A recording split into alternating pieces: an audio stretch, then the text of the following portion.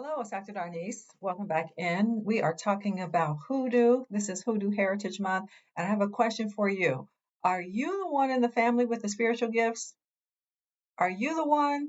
Are you in line with the other? Maybe you've inherited from your mother, your grandmother, your grandfather, whoever it is, but are you the one for this generation? Okay, so the reason I ask this is because I get a lot of people consulting with me who are the ones with the gift, but they're afraid of it, or they feel shamed because of Christian family members who don't want to acknowledge that this is really a gift that runs in the family. Are you that person? By the way, if you are and you want a consultation, help you work through some things, you can always reach out and get a consultation. There's a link in the description box if you would like to have a consultation with me. All good. But let me say this. Oftentimes, like if you're watching me here, you've been watching me, watch other videos of similar topics, it really might be that it's you and you're running from your gifts. You're hiding from your gifts because, one, you don't fully understand it. It might seem scary to you. You don't know if you can control it. You don't know what to do with it. Things happen and you kind of like, I don't even know what to do about that. Like sometimes you know things. Do I tell people? Do I not? Sometimes you have dreams and dreams come true. For myself, I'm what some people call a precognitive. I know things ahead of time. The only issue in my case, like I don't consider myself a psychic. I don't market myself as a psychic and do readings for people because it's not consistent, and I haven't taken the time to like really nurture that and to make it consistent. But I recognize that it's sort of a raw gift that I have, and especially dreams. Like dreams just be off the hook. And so I'm aware of certain gifts that I have, certain just sort of downloads that I get, and I don't know. Anyway, I don't necessarily call it psychic, but I'm asking you to share. Maybe you want to share in the comments below what your gift is, or if you know that you are the one in the family. And that is a way to honor your ancestors, is to continue the work, continue the gift that they have given you genetically through the DNA, right? Through being a spiritual force around you. They are interested in those people in the family who have eyes to see or ears to hear or consciousness to be aware. Think of it that way. Your family members who had the gift are looking for, so to speak, looking for or waiting for the next one in the family who will receive the gift. Is it you? Are you willing to step into it?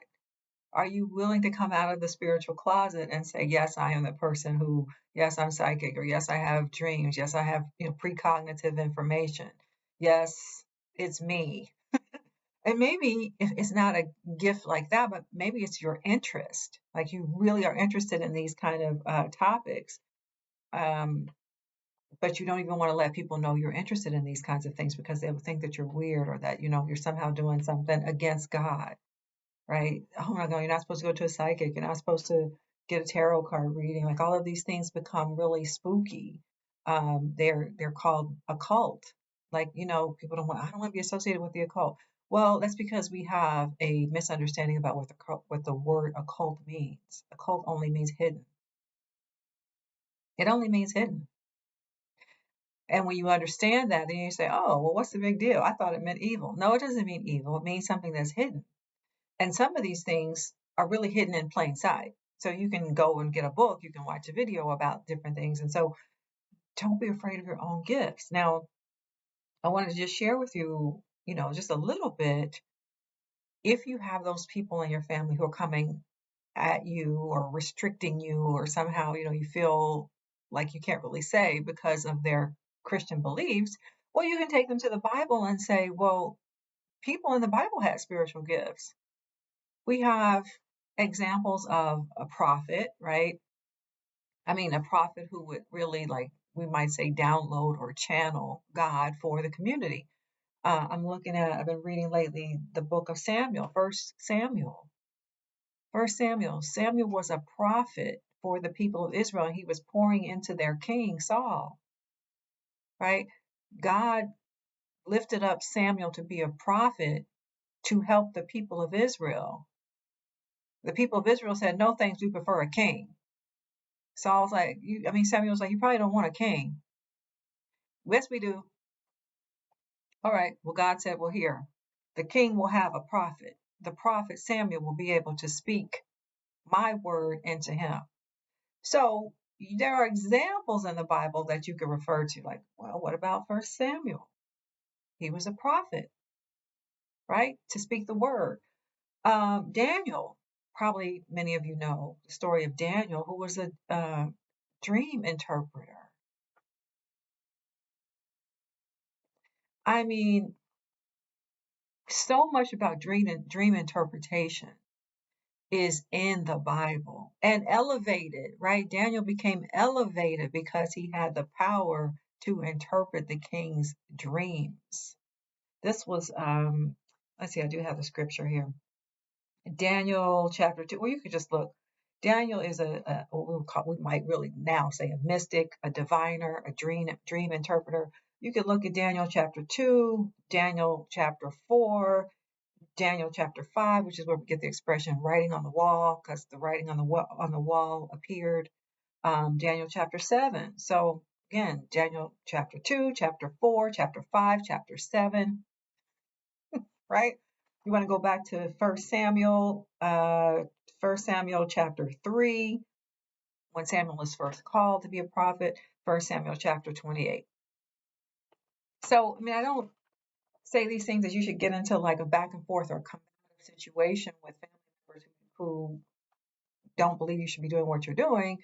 But I'm just saying, like, for yourself, when you're trying to come out of the spiritual closet, there you do have a leg to stand on. You do have a foundation. There are those who have come before you where this is a foundation upon which you can stand.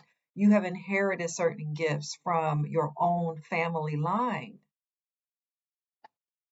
Some people don't want to admit that it has been in their family. Then here you come and you have all these questions, you have all these interests, you tend to share some of these gifts, and maybe some people are telling you you can't use them. Well, come to find out, these things are as old as humanity, as old as, the first human who looked up in the sky and wondered about the stars, first humans who sat around a campfire and contemplated the nature of life, the meaning of life, right? It's part of the human being. Spirituality is part of being a human being. We are really spiritual beings having this human experience. This human experience does really not last that long, but we are eternal spiritual beings. And we're just playing at being a human for a little while.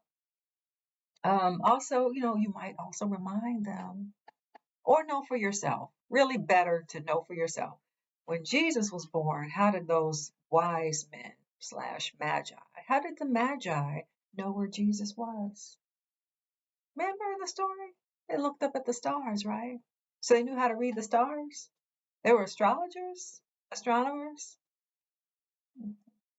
So all throughout these foundational spiritual texts that, many people lean upon, we have evidence of people who had spiritual gifts, and they were even recognized, elevated, praised for their gifts.